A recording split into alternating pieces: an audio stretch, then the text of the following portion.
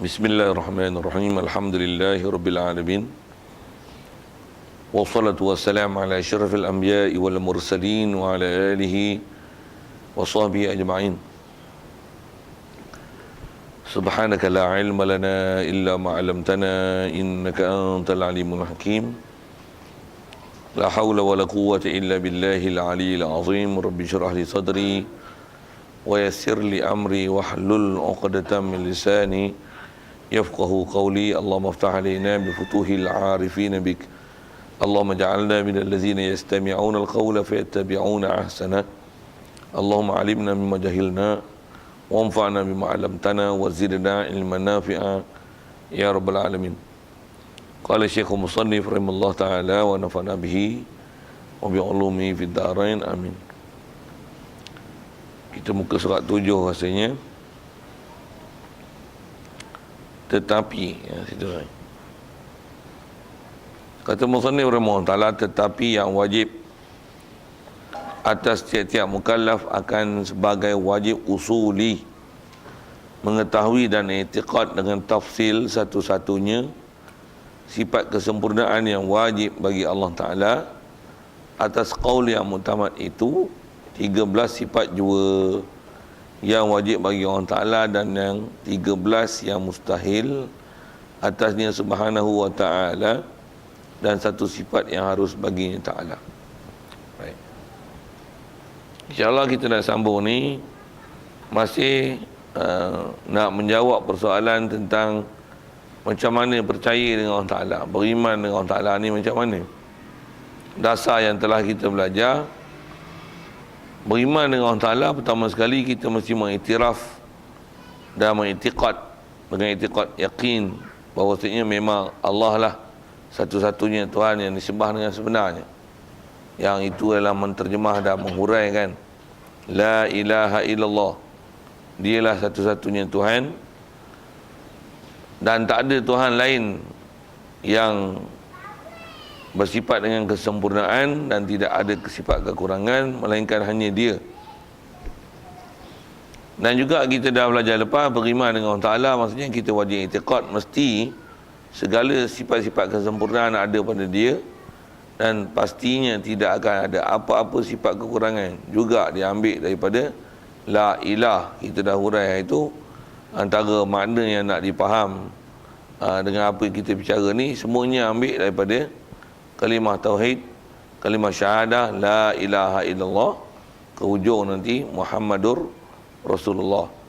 Jadi faham daripada la ilah tu dengan mana tiada Tuhan yang disembah dengan sebenarnya melainkan Allah. Jadi tak dapat tidak, mesti Tuhan yang disembah dengan sebenar, mesti ada ciri-ciri sifat kesempurnaan pada Dia. Antara sempurnanya Dia mesti ada sifat kesempurnaan dan angkanya takkan habis. Begitu juga mustahil lah apa-apa yang nama sifat kekurangan dalam bab Tuhan. Begitu juga angkanya takkan habis dan tak ada siapa yang boleh menghinggakan berapakah sifat kesempurnaan dan sifat kekurangan yang merupakan mustahil itu pada Allah Ta'ala, yang tiada siapa boleh menghinggakan angkanya melainkan hanya Allah Ta'ala. Baik, jadi kat kita ni dah kata itu adalah yang mesti diiktiraf, diyakin, diintiqad pada Allah Ta'ala. Berapa kita kena belajar? Yang ni yang kita nak ambil faham nak selanjutnya. Tu dia kata nisbahkan Allah Ta'ala memang wajib berpegang bahawasanya pada Dia sifat kesempurnaan. Begitu juga takkan ada sifat kekurangan, dan angkanya daripada bab wajib dan mustahil itu tak ada siapa yang mengetahui melainkan Allah. Tetapi yang wajib atas tiap-tiap mukallaf, mukallaf ni kita lah, yang ni yang kita nak ambil tahu dan nak belajar. Dan mesti tak dapat tidak, sekurang-kurang mesti tahu daripada apa yang ulama kita dah nilai daripada seluruh Quran dan hadis. Begitu juga yang dah ambil daripada kalimah la ilaha illallah, huraian yang telah diberi oleh mereka, yang tiap-tiap mukallaf mesti wajib tahu. Tahu pun kata dia akan sebagai wajib usuli. Wajib usuli kita dah jumpa istilah ni. Wajib usuli maksudnya wajib yang paling asas, wajib paling dasar, wajib yang asal daripada segala yang asal. Boleh puruk rasa gitu rasanya. dengan asal makna bahasa tu usuli itu jamak daripada aslun. Aslani usuli. Maksudnya segala asal usul perkara akan berkisar di atas apa benda yang dia akan sebut ni. Yang tu kata wajib usuli. Dalam bab ketuhanan, kalau kata wajib usuli, dasar bab ketuhanan mestilah berasaskan kepada sifat yang kita akan belajar nanti ni, yang angkanya disebut belakang. Yang jadi wajib usuli mengetahui dan i'tiqad, dan mesti kena tahu, wajib atas kita mengetahui usuli macam ni dengan tafsil. Istilah tafsil ni huraian, dengan huraian satu-satu, huraian satu persatu. Jadi dia tak memada dengan hanya menghafal, tapi wajib istilahnya mengetahui. Istilah mengetahui pun rasanya kita dah jumpa itu, kalau bahasa Arab disebut dengan ma'rifah. Ma'rifah tak dapat tidak, dia mesti ada al-jazmu, mutabiq lil haq, dan dalil. Mestilah ada yakin, dan yakin tu mestilah berdasarkan daripada maklumat yang tepat dengan realiti. Istilah realiti itu ialah mestilah tepat dengan kaedah ahli sunnah wal jamaah. Pula tu andalil, berdalil, berhujah. Jadi ada maklumat dan ada hujah, dengan sebab tu dapat yakin, dan mesti tahu dengan tafsili. Istilah tafsili ini mesti dapat bagi huraian apa saja kemusykilan yang orang datangkan kepada kita, kita boleh jawab. Oh, hak tu adalah yang terbaik lah. Macam mana pun dapat tafsili ni adalah satu yang terbaik. Asal dia sebut tafsili ni, nisbah wajib usuli, kita nak tahu dengan tafsili satu persatu sifat kesempurnaan yang wajib bagi Allah Ta'ala atas qaul yang mu'tamad 13. Jadi 13 tu, kalau atas sebut nama ulama, dia lah mengikut pendapat Abu Hasan Asy'ari, Imam Abu Hasan Asy'ari. Jadi selalunya bila 13 ni Abu Hasan Asy'ari, sebaliknya nama yang selalu disebut ialah Abu Mansur Maturidi. Yang tu yang sebut 20. Jadi angka kita sebut sifat 20 tu adalah mengikut pendapat Imam Abu Mansur Al-Maturidi. Pada dia 20. Pada Imam Abu Hasan Asy'ari 13. Kalau kita sebut sekali lalu 13 dan 20 tu. Jadi 13 ni lah yang kita doa apa yang sifat 20 tu. Yang selalu doa apa itu 20 lah, bukan 13. Jadi daripada wujud, kidam, baqa', mukhalafah lil hawadis, qiyam bi nafsi, wadaniyah, qudrat, iradat, ilmu, hayat, sama', basar, kalam, tu 13 tu.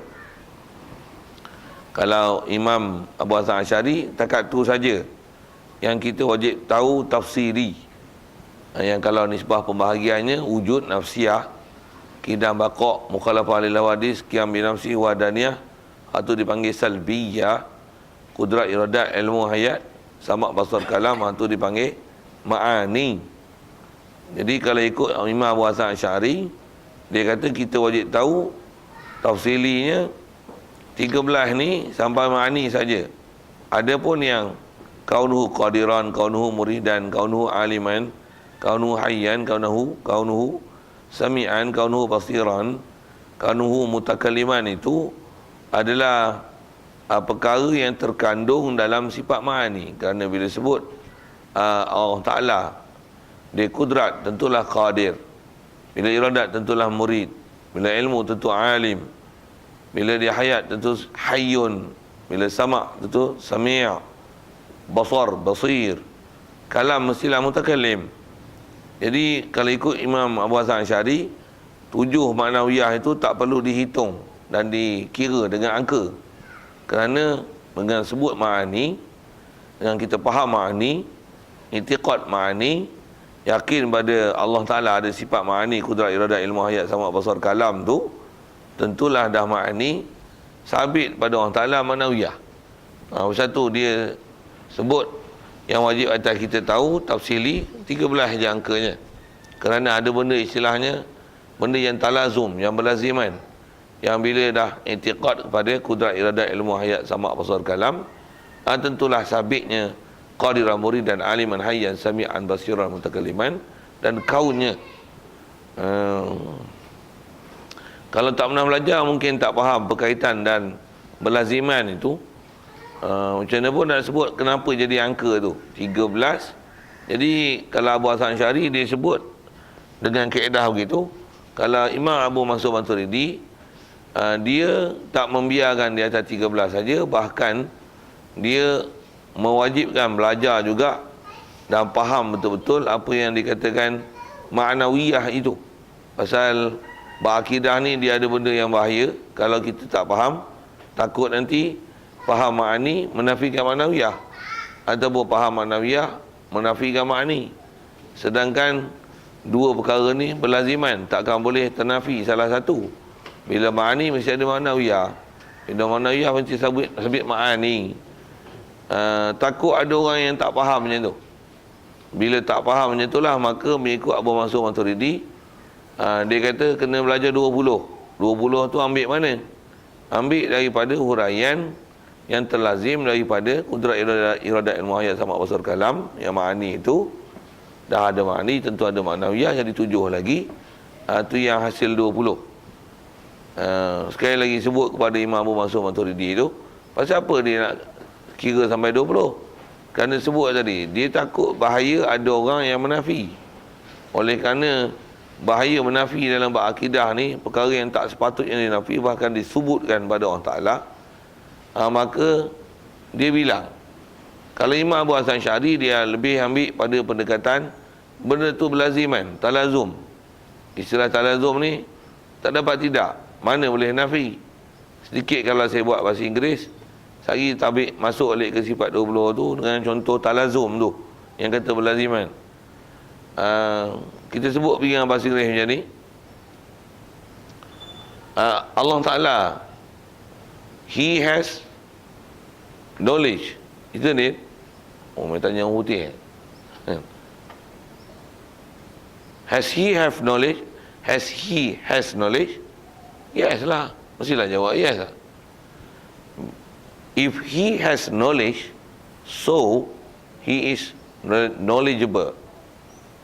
Faham tak? Allah Ta'ala, isn't He is the creator all the universe? Mestilah jawab yes lah. Bila dah dia yang creatornya, tentulah all the universe created by Allah Ta'ala. Faham tak? Kalau hampa tak kerti bahasa Inggeris, melengur lah tu. Nak sebut tahu mana? Dah creator tu disabitkan ke Allah Ta'ala, Allah yang creatornya, tentulah created by Allah Ta'ala. Created tu macam mana? Dia past tense daripada create, yang bila Allah Ta'ala creator, tentulah dah dibuat, tentulah gunakan kalau verb dia created. Kalau saya sebut knowledge, Allah Ta'ala has knowledge. If He has knowledge, so He is knowledgeable lah. Mestilah yang mempunyai knowledge. Kalau kita sebut dia ada basikal, tentulah dia berbasikal. Itu kan bahasa Melayu. Tak faham bahasa Melayu tu, ni bangsa apa tak tahu. Bahasa Melayu pun tak faham. Balik ke Arab tu, macam ilmu alim, dan yang tu dia munasabah dengan Melayu. Allah Ta'ala mesti ada ilmu. Kalau tak ada ilmu, mustahil pada dia. Okey, siap tu. Ambil tangan ilmu dulu. Bila dia ada ilmu, bila ilmu sabit ke dia, ke zat dia, tentulah dia digelar Allah yang alim. Jadi bila ada ilmu, tentulah alim. Bila Allah alim, maksudnya dia ada ilmu. Kan dua tu berlaziman. Itulah perkaitan antara ma'ani, ma'nawiyah. Ada bab memang jumpa nanti. Cuma dia kitab ni disebut 13 je lah, pasal dia tak sebut Maturidi. Disebut atas jalan Abu Hasan Asy'ari. Satu nak sebut ringkas awal dari sudut kenapa jadi angka 13 dan 20. Jadi Berkaitan antara ilmu dan alim itulah dipanggil talazum, berlaziman. Pasal ilmu adalah sifat ma'ani. Bila dah ilmu tentu digelar dengan alim. Cuma kita nak keluarkan istilah bahasa daripada ilmu alim, itu juga kudrat qadir, iradat murid, hayat hayyun, sama' sami', basar jadi basir, kalam jadi mutakallim.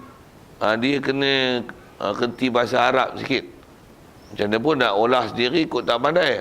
Tu yang Abu Hasan Asy'ari, Abu Mansur Maturidi, dia suruh kita belajar dan dia perwajibkan kita sebagai mukallaf tak memada dengan belajar takat 13 ma'ani saja, bahkan dia suruh belajar juga, dah hafal juga, dah faham juga prinsip untuk manawiyah dan hafal dengan kalimahnya sekali. Pasal apa?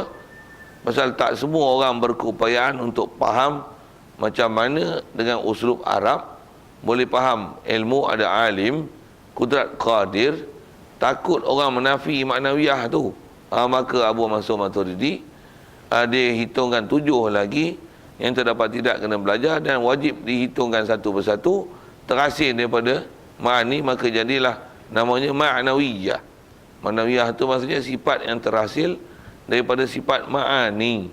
Maka tu yang jadi 20. Jadi kalau kita perhati pendapat Abu Mansur Maturidi tu, dia lebih ke arah untuk menghurai dan membantu kita yang tak pandai bahasa Arab ni untuk memahami apakah kaedah dengan kaedah bahasa Arab, untuk memahamkan Al-Quran, nak memahamkan hadis, nak memahamkan kalimah tauhid la ilaha illallah, yang bila dah sabit kudrat iradat ilmu hayat sama' basar kalam, tentulah sabit pada Allah Ta'ala qadiran muridan aliman hayyan sami'an basiran mutakaliman. Satu kalau boleh sebut gini, kita berterima kasih banyak pada Abu Mansur Maturidi pasal tolong hurai macam tu untuk kita. Kalau dia tak hurai, mengelepor kita berfikir bahasa gitu. Satu masyhur kita sifat 20. Masyhur 20 ke 13? 20. Pasal apa? Nama pun masyhur. Memang kalau istilah dalam kitab pun disebut pendapat yang masyhur adalah Abu Mansur Maturidi. Masyhur maksud dia macam mana? Masyhur ni maksudnya famous. Kita lebih famous dengan sifat 20 daripada sifat 13. Walaupun begitu, kitab kita dia kata yang wajib atas kita belajar adalah 13 atas qaul yang mu'tamad. Mu'tamad ni apa? Pendapat yang dipegangi, pendapat yang kuat, pendapat yang paling kuat di kalangan ulama ahli sunnah wal jamaah mengatakan wajib belajar 13. Cuma kat kita masyhur 20. Jadi kat kita ni masyhur Abu Mansur Maturidi punya lah. Cuma kalau atas sikit lagi sebut tak angka tu, 13 20 ni sama ke? Sama je. Cuma berbezanya adakah disebut dengan cara tafsili ataupun ijmali. Sebut cara ijmal maksudnya sebut cara ringkas. Sebut cara ringkas adalah 13. Kena faham satu-satu tafsili 13. Tapi kalau atas sebut bilang tu, kita bilang 13 adalah cara bilang ijmali. Bilang 20 adalah cara bilang tafsili. Macam kita belajar tajwid. Buat contoh, hukum nun mati ada 4 ke 5? Simple aja, mudah tu. Abang tak pernah belajar tajwid, dah tak reti nak jawab tajwid pula. Hukum nun mati ada 4 ke 5? Jawab dengan cara ijmali 4. Apa? Izhar, idgham, iqlab, ikhfa. Sebut dengan cara ijmali 4. Sebut dengan cara tafsili berapa? 5. Kenapa? Idgham ma'al ghunnah, idgham bila ghunnah, iqlab, ikhfa, izhar. Ke 5? Macam mana kita belajar rukun sembahyang? Rukun sembahyang 13. Betul? 13 ni cara ijmali. Cara tafsili 17. Kenapa pula?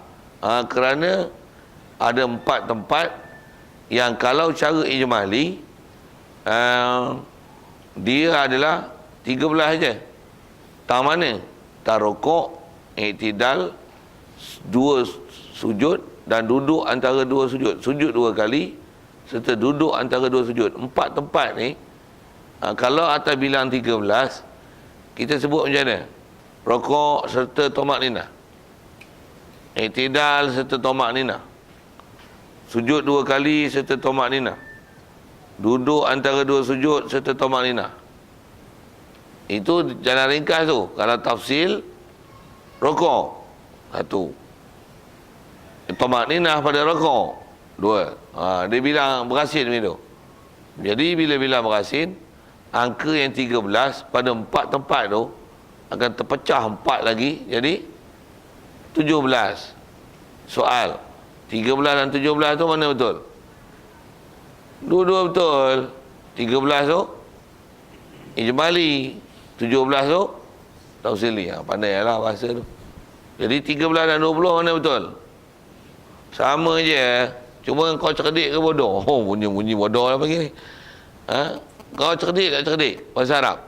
Kalau cerdik, 13 badan lah. Pasal apa? Dah faham ilmu, tentu alim. Mesti itikadnya. Macam mana cerdiknya bahasa Inggeris tadi? Allah Ta'ala, if he has knowledge, so he is knowledgeable. Tak faham tu susah sikit. Kena hurai macam saya sebut tu lah. If he is all the universe created by Allah Ta'ala, so Allah is the creator.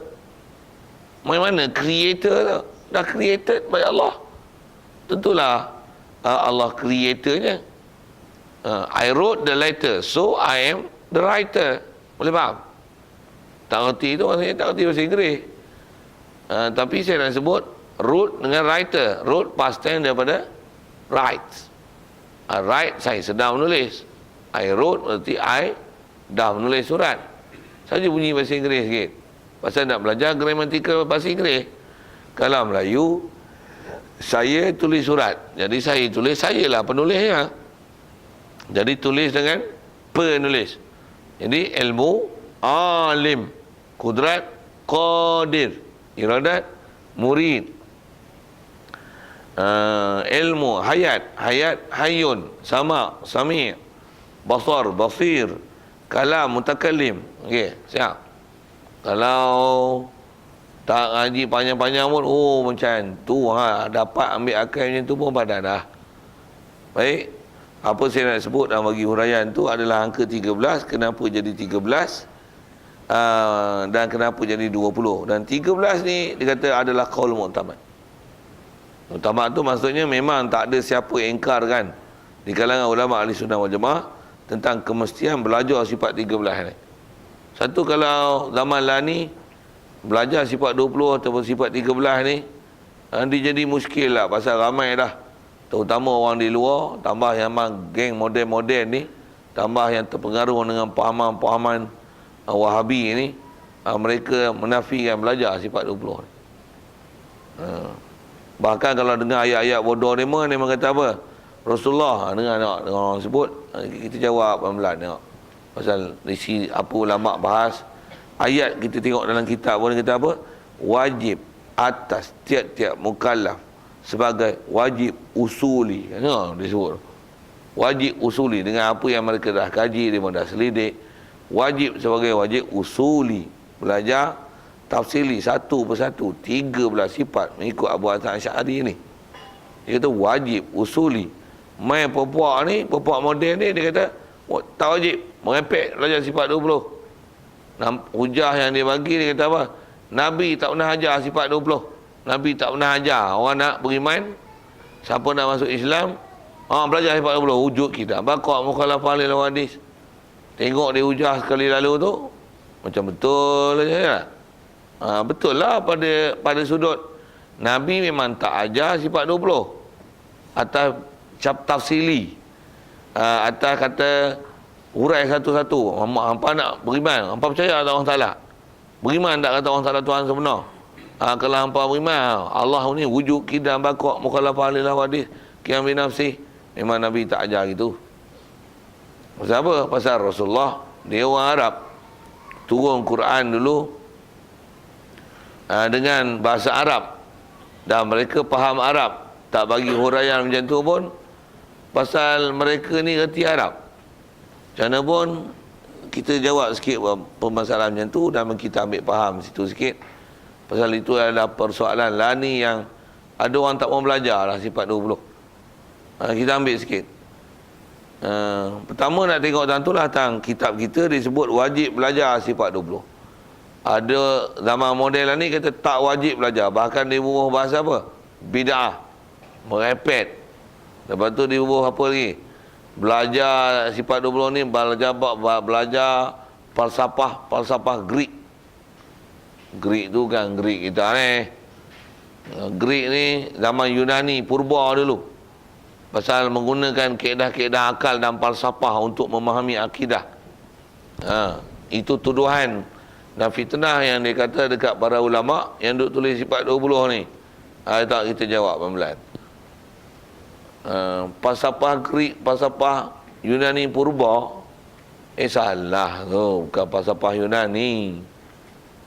Itu adalah huraian kepada, kita belajar sifat 20 ni adalah belajar huraian kepada kalimah la ilaha illallah.